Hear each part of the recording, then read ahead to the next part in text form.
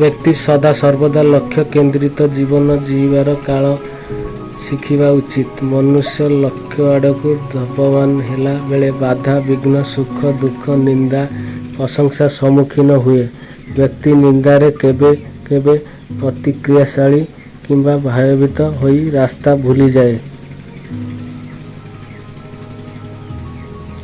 ପ୍ରତିଶୋଧ ପରାୟଣ ହୋଇ ନିନ୍ଦାର ସ୍ରୋତକୁ ବନ୍ଦ କରିବା କାର୍ଯ୍ୟରେ ଲାଗିପଡ଼େ। ପୁଣି ମୁଖ୍ୟ ରାସ୍ତାରୁ ନିନ୍ଦା ଏକ ଶାଖା।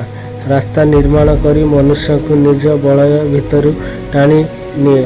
ନିଜର ଦମ୍ ଅହଙ୍କାରକୁ ଚରିତାର୍ଥ କରିବା ପାଇଁ ବ୍ୟକ୍ତି ମୁଖ୍ୟ ରାସ୍ତାକୁ ନିଜ ଆୟୋଗୋଚରରେ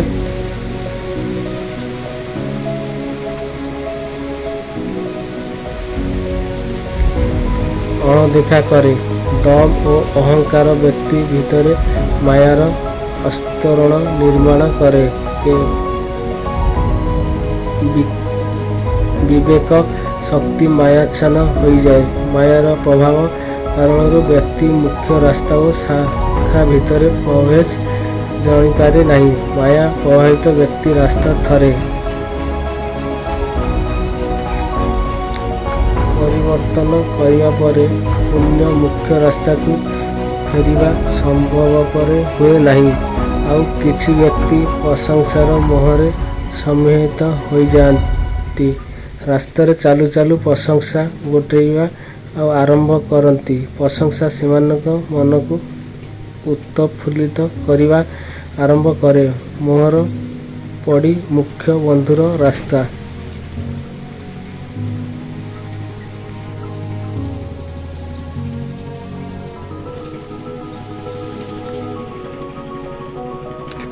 ଛାଡ଼ି ପ୍ରଶଂସାର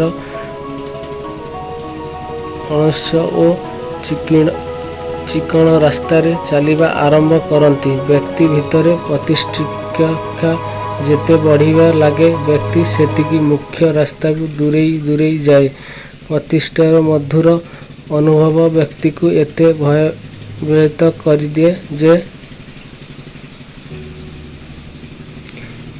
ବ୍ୟକ୍ତି ପ୍ରଶଂସାର ଶାଖା ମାର୍ଗକୁ ମୁଖ୍ୟ ମାର୍ଗ ଭାବରେ ବିବେଚନା କରିବା ଆରମ୍ଭ କରିଦିଏ।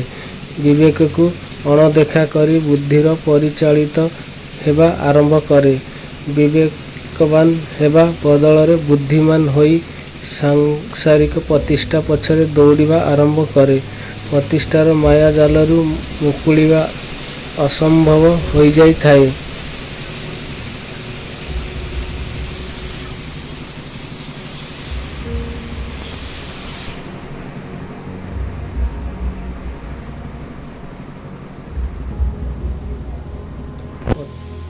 ପ୍ରତିଷ୍ଠାକ୍ଷ ଜୀବନ ଲକ୍ଷ୍ୟ ଠାରୁ ବ୍ୟକ୍ତିକୁ ବହୁତ ଦୂରକୁ ନେଇଯାଏ।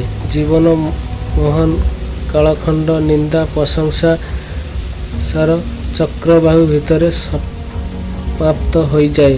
ଯେପରିକି କୃଷ୍ଣ ଗର୍ତ୍ତ ପ୍ଲଗ ହେଲେ ଭିତରେ ଉଜ୍ଜ୍ୱଳ ଓ ଶକ୍ତିଶାଳୀ ନକ୍ଷତ୍ରମାନେ ପ୍ରବେଶ କରିବା ପରେ ସପ୍ତ ହୋଇଯାଆନ୍ତି। ନିନ୍ଦା ପ୍ରଶଂସା ମନୁଷ୍ୟ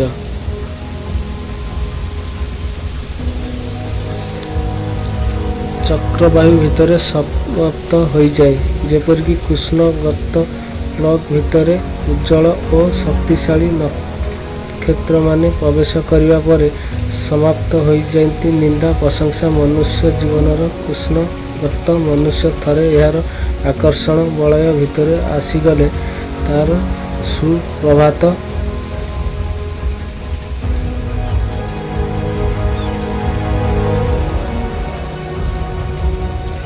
ସମାପ୍ତ ହୋଇଯାଏ।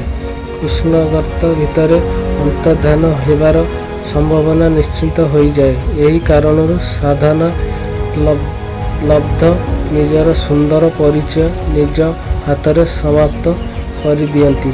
ମୋହ ଓ ମାୟାର ପ୍ରଭାବରୁ ଧୀରେ ଧୀରେ ବ୍ୟକ୍ତି ବ୍ୟବହାର ପରିବର୍ତ୍ତନ ଆସିଥାଏ।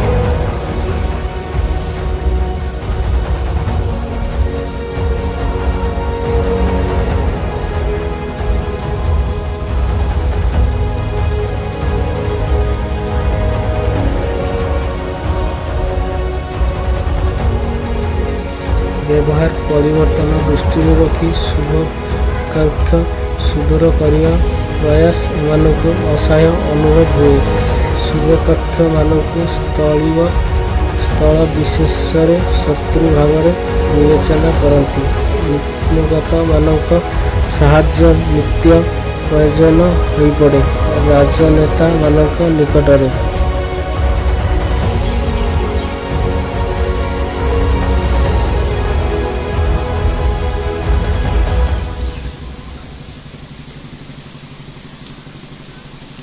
ଏହି ଦୃଷ୍ଟାନ୍ତ ସର୍ବାଧିକ ଦେଖିବାକୁ ମିଳିଥାଏ। ଜୀବନ ଲକ୍ଷ୍ୟ ନିକଟରେ ପହଞ୍ଚିବାକୁ ହେଲେ ନିନ୍ଦା ପ୍ରଶଂସା ଗର୍ତ୍ତକୁ ସାବଧାନ ହେବାକୁ ପଡ଼ିବ। ଯଦିବା କେବେ ଭୁଲବଶତଃ ମନୁଷ୍ୟ ଗର୍ତ୍ତ ନିକଟବର୍ତ୍ତୀ ହୋଇଯାଏ, ତାହେଲେ ସେଠାରୁ ମୁକୁଳିବାର ଶିକ୍ଷା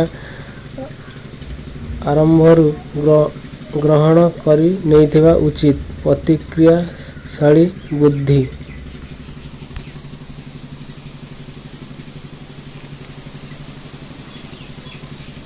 ସହଜରେ ପଥଭ୍ରଷ୍ଟ ହେବାର ସମ୍ଭାବନା ନିର୍ମାଣ କରିଥାଏ। ସଂସାରର ସମସ୍ତ କାର୍ଯ୍ୟ ବ୍ୟବହାରକୁ ଅନ୍ତର୍ଦୃଷ୍ଟି ଓ ବିବେକ ଦ୍ୱାରା ସମ୍ପାଦିତ କଲେ ପତନ ସମ୍ଭାବନା କମିଯାଏ। ସମ୍ୟତ ଶୂନ୍ୟ ହୋଇଯାଏ ଜୀବନ ଲକ୍ଷ୍ୟ ସଦା ସ୍ମରଣ ଓ ସଦା ପରିସ୍ଥିତି କରିବା ଅଭ୍ୟାସ ପ୍ରତିଶୋଧ ଭାବରେ